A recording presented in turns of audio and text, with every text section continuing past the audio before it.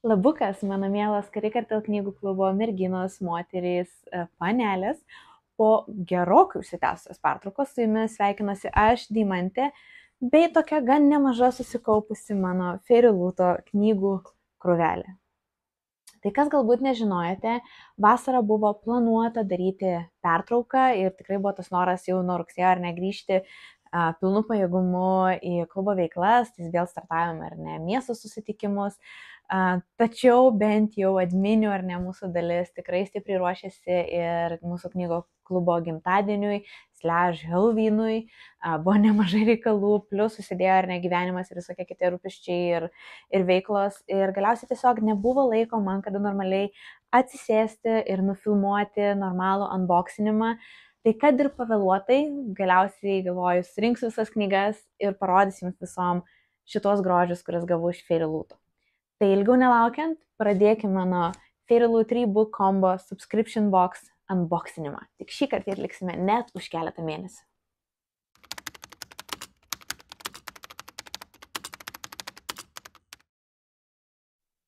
Tai pirmiausia, pradėsime nuo birželio mėnesio, tai yra mano seniausiai gautos Fairyluto knygos, kurių taip ir neparodžiau jums.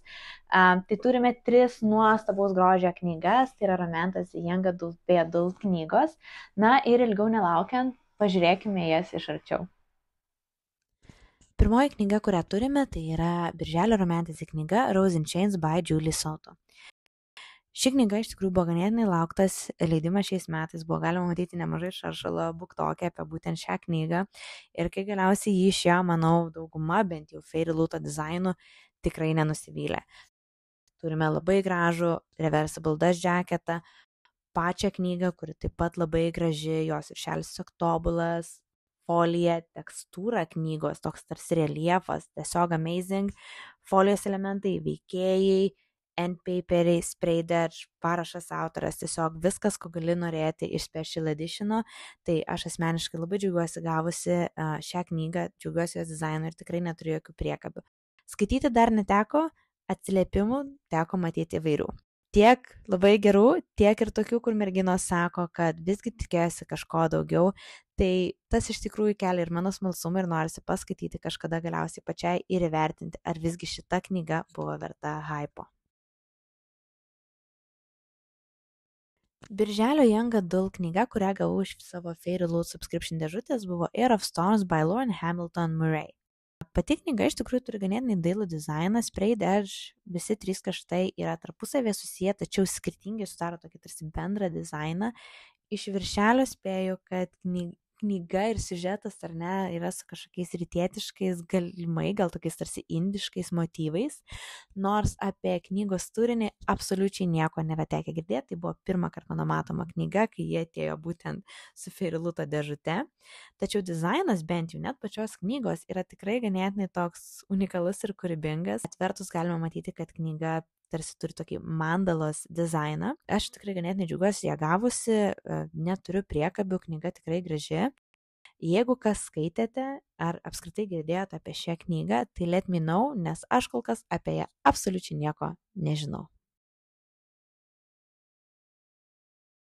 Ir trečioji birželį gauta knyga buvo būtent adult knyga Bury Our Bones in Midnight Soil by V.E. Schwab.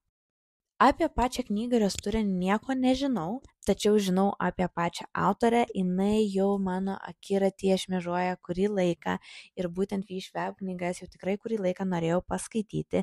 Tad gavus šią knygą iš tikrųjų labai apsidžiaugiau būtent, kad tai yra tos autorės knyga. Dizainas man asmeniškai yra beprotiškai gražus ir manau, tai turėtų būti iš tikrųjų puikus skaitinys vėlyvam rudeniui ar žiemai, kai yra tie tokie glūmi ir neapsiniaukę vakarai. Bent jau dizainas duoda tą tokį vaibą ir pati, kaip priminėjau, knyga man yra beproto graži. Tai šis iš tikrųjų atėjęs leidimas yra tokia paskata bent jau V.E. Schwab knygas kažkiek aukščiau kilstelti savo TBR ir kai tik perskaitysiu ir turėsiu kažkokią nuomonę, būtinai ją pasidalinsiu, o jeigu jau kažkas skaitė, tai taip pat galit man parašyti asmeniškai ar į komentarus ir let me know, ką jūs galvojate apie šią knygą. Ir tai buvo 3 birželio mėnesio Fairyloot gautas knygos Romantasy Young Adult bei Adult. Aš pati asmeniškai labiausiai džiaugiuosi turbūt gavusi būtent V.E. Schwab knygą, nes tai yra autorė, kuri jau sukasi mano akiratyje kurį laiką ir tą mano tokį interesą vis ugdo ir aš tikrai noriu jos kūrybą perskaityti ir su jos susipažinti. Tai šis labai dailus Fairy Luto editionas bus tik dar papildoma paskata greičiau tai padaryti. Duokit man žinoti, jeigu kažkuria iš šių knygų skaitėt, galbūt patiko, nepatiko, kokie jūsų atsiliepimai, bei kuri bent iš šių birželio knygų jūsų nuomonė buvo tas gražiausias editionas. Toliau turime 3 gražuolės, kurias gavau būtent Liepos mėnesį ir kaip ir prieš tai yra būtent Romantas, Young Adult ir Adult knygos, tikrai gražus editionai, pasižiūrėkim, kaip jie atrodo iš arčiau. Liepos Romantas knyga buvo Arcane Academy by Elise Kova. Ir šią knygą aš iš tikrųjų visai apsidžiaugiau, ne vien dėl to, kad iš tikrųjų labai gražus dizainas, bet ir dėl pačios autorės. Jau kurį laiką man ją tenka matyti BookTok'e, teko matyti jos knygų Humanite, Amazone ir man asmeniškai pasirodė ganėtinai dailus jos viršelių dizainai. Tai kažkaip vien tai jau mane sudomino, tai ir gavus šią knygą būtent tikrai apsidžiaugiau, nes galvoju, bus paskata pagaliau susipažinti su šis autorės kūryba. Taip pat, kas mane visai sudomino, bent jau sprendžiant iš Spraydedge, kad potencialiai magijos sistema gali būti susijusi su kortom, kas mane džiugina, nes būtent šitas konceptas, šita idėja man labai patiko ir The Shepherd King duology, tai yra One Dark Window ir Two Twisted Crowns knygose. Tai jeigu vėl yra kažkas panašaus, tai man iš tikrųjų labai bus, manau, įdomu skaityti ir susipažinti su tokia dar kartą galbūt su kortomis susijusią magijos sistema. Tai jeigu kažkas jūs skaitėt, let me know, kaip visada, patiko ar nepatiko, ar rekomenduotumėt kitiem. Liepos mėnesio Young Adult knyga, kurią gavau iš savo subscription dėžutės, buvo The Nightblood Prince by Molly X. Chang. Apie pačią knygą iš tikrųjų nieko nesu girdėjusi, bet pastebiu, kad Fairy Lutas, ypač Young Adult, mėgsta įterpti tokias knygas, kurios galbūt yra mažiau žinomų autorių ar, sakykime, netokių mainstreaminių temų, traupų, kultūrų. Tai ir šį kartą vėl galime matyti, kad knyga yra rytietiškų motyvų, greičiausiai Kinijos arba Japonijos, turbūt iš šių regionų. Dizainas man asmeniškai tikrai labai dailus, labai gražus Spraydedge'ai, pati knyga nuėmus dash jacketą ir vėl turi tokį unikalų dizainą, kuris tęsiasi per abi viršelio pusės ir šiuo atveju turime vėduoklę. Man čia žiauriai cool dalykas, labai fine ir atrodo labai fitting pagal šią tematiką ir būtent tą rytietišką kultūrą. Dailus sandpaperiai, neturiu tiesiog net prie ko prikipti dizaino atžvilgiu, nežinau kodėl, bet iš tikrųjų šita knyga man duoda tokius labiau žiemos vaibus. Tai galbūt kaip nors prisiversiu tarp viso savo begalinio TBR paimti šią knygą ir jeigu tai padarysiu, tai tikrai pasistengsiu palikti atsiliepimą bei pasidalinti savo įspūdžiais bei patirtims skaitant šią knygą.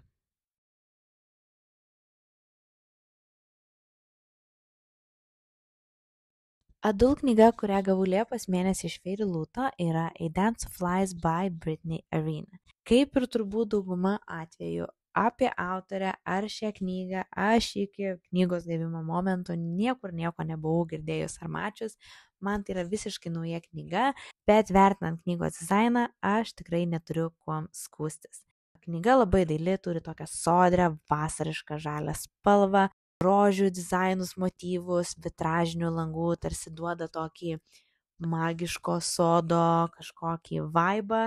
Spraydedge'as, dash jacketas, pačios knygos dizainas tikrai dailus, kas gal šiek tiek kitokio ir unikalesnio, dėl ko aš bent jau asmeniškai apsidžiaugiu ir tikrai matysite, tai kad į knygą įeina prikabintas medžiaginis skirtukas ir tai yra pirmas kartas nuo turbūt vasario mėnesio, kai aš gaunu Fairy Luto subscriptionus, kai knygoje yra tas toksai prikabintas skirtukas, dėl ko aš tikrųjų džiaugiuosi, nes turiu tendenciją skaitydama pamesti skirtukus kaldroje, pleduke ar dar vėl nežinau kur, mane tiesiog magiškai išgaruoja.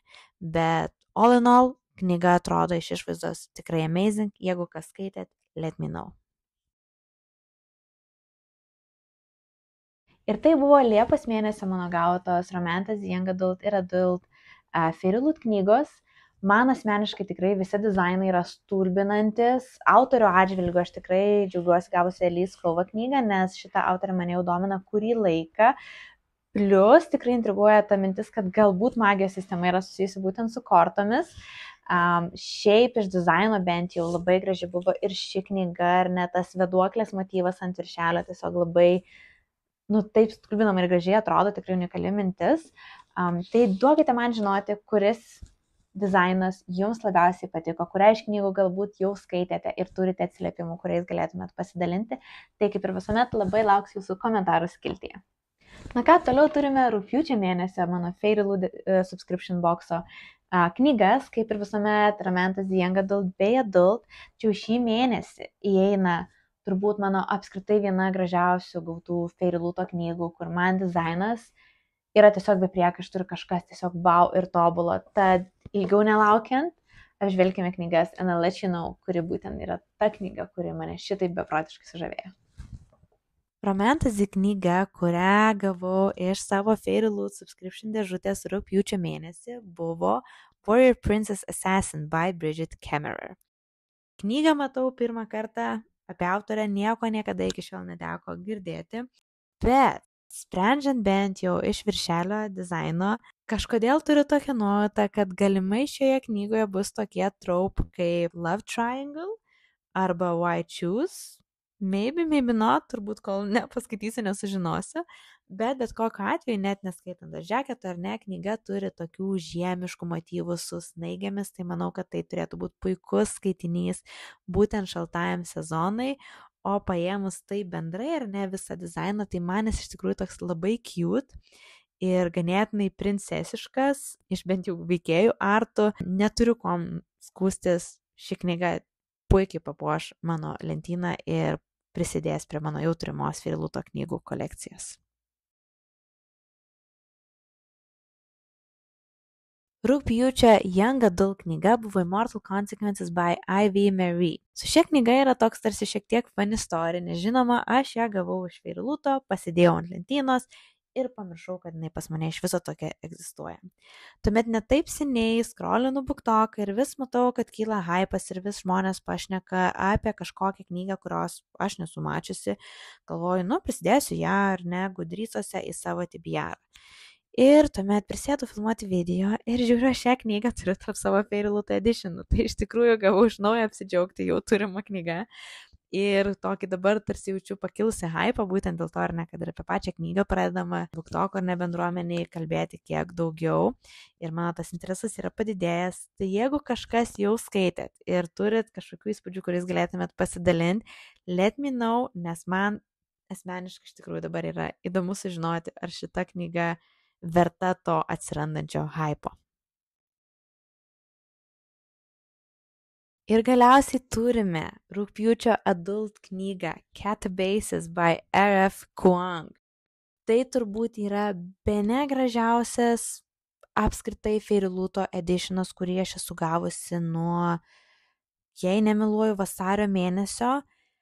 Kažkas šios knygos dizaine man tiesiog yra tokio, nežinau, širdžiai mielo ir artimo. Man ši knyga yra beprotiškai graži, tiesiog absoliutus meno kūrinys, nuostabus daž džaketas, jį nuėmus pati knyga ir viršeliai, o dieve, tai yra tiesiog absoliutus tobulumas, šie romėniški ir graikiški motyvai, ta tiesiog tobulai sudėliota auksinė folija pabrėž visiems šiem akcentam, spray dedžas.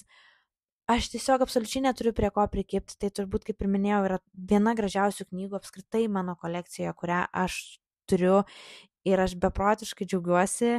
Ir jeigu kas jau skaitėt, nežinau, kad ir atsiliepimai lyg yra ganėtinai neblogi šios knygos, jeigu kas skaitėt, parašykit man ar asmeniškai ar komentaruose, let me know, ar pati knyga taip pat yra verta hypo. Ir tai buvo mano rugpjūčio mėnesį gautos knygos, tikrai visas mane sužavėjo. Catabasis, beprotiškai tiek dizaino atžvilgių, tiek autorė ir pati knyga yra wow ir aš nekantrauju ją perskaityti. Kas jau galbūt skaitėte, let me know savo mintis, patiko, nepatiko, kaip visgi vertinote. Galbūt skaitėte ir kažkuria kitą iš šių knygų, tai taip pat labai lauksiu jūsų nuomonių tiek turinio, tiek iš visos atžvilgių komentaruose. Na štai prieėmė paskutinės rugsėjo mėnesį gautas knygas, kuriamis vis dar su jumis nebuvau pasidalinusi. Turime tikrai tokių gražių, galbūt ir nelabai dizainų, tad ilgiau nelaukiant, pasižiūrime, kągi čia gavau už rugsėjo mėnesį. Rugsėjo mėnesį gauta Fairy Loot Romantasy knyga buvo Metal Slinger by Rachel Schneider. Ir nors apie pačią knygą tikrai esu girdėjusi gerų atsiliepimų, kad ir pačiai neteko skaityti, tačiau šitas Fairy Loot'o dizainas man yra tiesiog absoliuti tragedija ir tikrai nusivyliau, kad ir kaip gaila tai sakyti.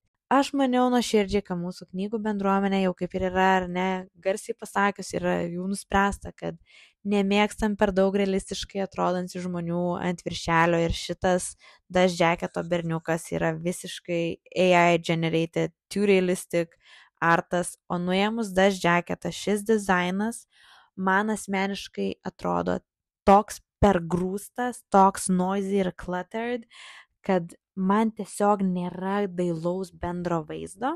Teko girdėti Raistės nuomonę, kad nesupranta, kodėl iš viso prie ko čia ta violetinė spalva. Dėl šito negaliu komentuoti, nes tiesiog dar neskaičiau knygos, bet duokit žinot savo nuomonę. Ar visgi jūs manot, kad šitas dizainas yra gražus, ar visgi jums irgi yra too much? Rugsėjo Young Adult knyga, kurią gavau už savo Fairy Loot subscription dėžutės, buvo Never Ever After by Sue Lynn Tan. Ir mes ir vėl galime matyti, kad Young Adult knyga pasižymi rytietiškais motyvais. Aš asmeniškai tikrai ganėtinai džiaugiuosi, kad Fairy Lootas kartais įtraukia tokius galbūt mažiau žinomus autorius ir kitokias kultūras ar ne į savo knygas, negu galbūt tas standartinės, kur matome daugumoje romantasy knygų.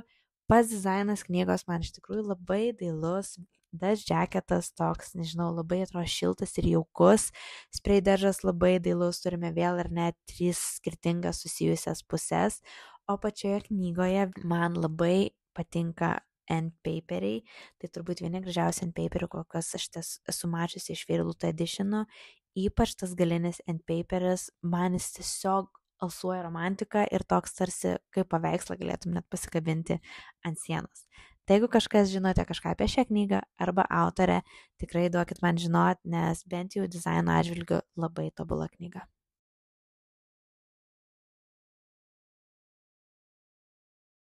Na ir pagaliau turime paskutinę rugsėjo adult knygą, beprotiškai daugumos lauktą Alchemized by Sen Lin Yu. Šis Fairy Loot editionas yra absoliučiai tobulas, ši čionki karvutė yra nuostabaus grožio, na, o pati knyga, kas nežinote, yra perleista Manacled, kas buvo ar ne Hario Poterio fanfikas apie pasaulio, kai laimi Voldemortas, romanas vyksta tarp Hermionos ir Drako. Bet kadangi yra autorinės teisės ir autorė šitų ar ne dalykų negali naudoti, tai yra pakeisti veikėjų vardai, pakeista šiek tiek pasaulis, konceptas, magijos sistema. Tai čia skaitome apie merginą, kuri yra alchemikė bei jos ar ne romaną su mūsų MMC. Kiek žinau, knyga garantuoja emotional damage ir traumą ir mes ją taip pat esame išsirinkę kaip lapkričio mėnesio klubo knygą. Tai labai kviečiu visas prisijungti ir skaityti kartu, o kas jau perskaitė, būtinai pasidalinti įspūdžiais ir atsiliepimais.